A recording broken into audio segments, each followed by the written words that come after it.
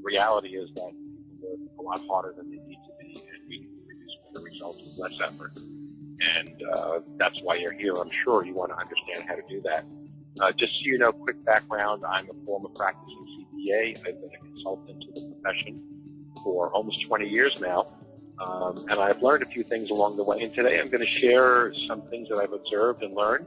And my purpose is very simple. So my question is, are you open to some very different ideas, different from what we typically think about?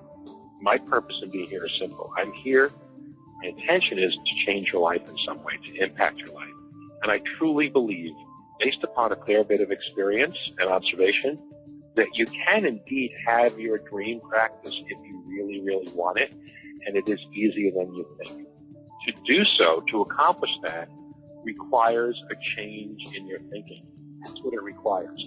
It requires that you be open to the idea of taking a fresh view, a different view of what it takes to have a great practice. So to explain what I mean by that, different view, let me tell you what this webinar is not about. It's not about some clever sales and marketing approach. Nothing against sales and marketing. I've got a sales training program. They're good things. But we're not here to talk about a clever sales approach or marketing approach.